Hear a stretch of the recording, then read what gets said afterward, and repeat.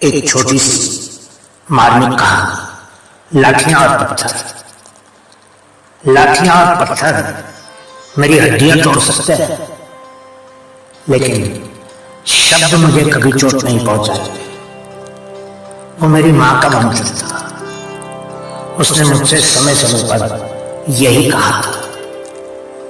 जब भी मैं स्कूल, खेल के मैदान या अन्य किसी और जगह से आंसुओं में डूबी हुई घर वापस आती थी और माँ को जब ये बताती थी कि लोगों ने मेरे बारे में और माँ के बारे में क्या क्या कहा था, तो माँ का बस यही कहना होता था, लाठियां और पत्थर मेरी हड्डियां तोड़ सकते हैं, लेकिन शब्द मुझे कभी चोट नहीं पहुंचाए।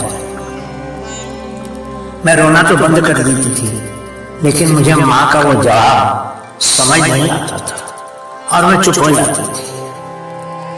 मैंने माँ के शरीर पर कई बार पिटाई के निशान देखे, लेकिन मैं कुछ नहीं बोलती थी, क्योंकि रात में माँ और मेरे पिता के बीच क्या क्या हुआ होता था इसकी मुझे कोई जानकारी नहीं होती थी, क्योंकि पिता के घर वापस आने से पहले ही मैं सो गई होती थी। एक बार माँ का सर फट गया था और मैंने आंगन में पड़ा हुआ पत्थर भी देख लिया था, लेकिन मेरी ये पूछने की हिम्मत नहीं हुई कि किसने वो पत्थर माँ के सर पर मारा था।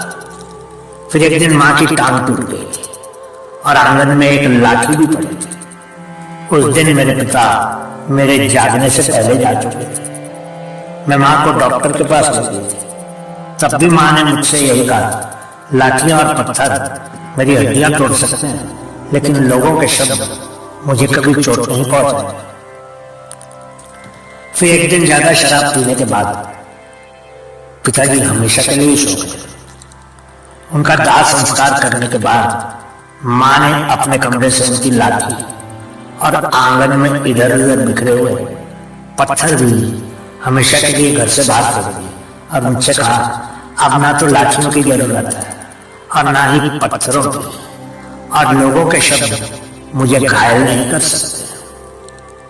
आज मैं 18 वर्ष हूं, लेकिन मैं सोचती हूँ कि माँ कितने धैर्य से पिता की पिटाई, लाठियां और पत्थर सहती थी और मुझे बस यही कहती थी, लाठियां मुझे तोड़ सकती हैं, पत्थर मुझे घायल कर सकते हैं, पर लोगों के शब्द मुझे कुछ नहीं कर सकते। मैंने पिता का घर तो बेच दिया और अब मैं एक कंपनी में नौकरी करने लगी और मकान की बिक्री के पैसे मैंने बैंक में सुरक्षित कर दिए, पर मैं शादी के नाम से कांप जाती हूँ और हैरान होती हूँ कि आज के आधुनिक भारत में भी ऐसी माताएं होती हैं जो जीवन भर अपने पति का अत्याचार सहती हैं, लेकिन जुबान से कुछ नहीं बोलती। मैं ये भी जानती हूँ कि मेरे सभी रिश्तेदार मुझ पर नजर रखे और वो अपने अपने बेटों से मेरी शादी करवाना चाहते हैं, क्योंकि उनकी नजर बैंक में रखे हुए मेरे 80 लाख रुपया पर है, जो मुझे हमारा घर बेचकर मिले थे।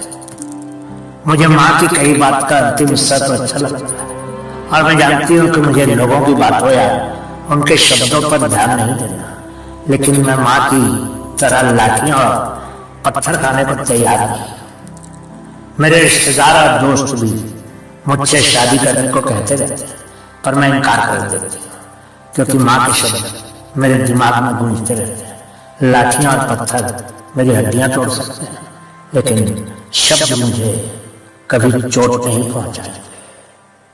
बहुत बहुत शुक्रिया।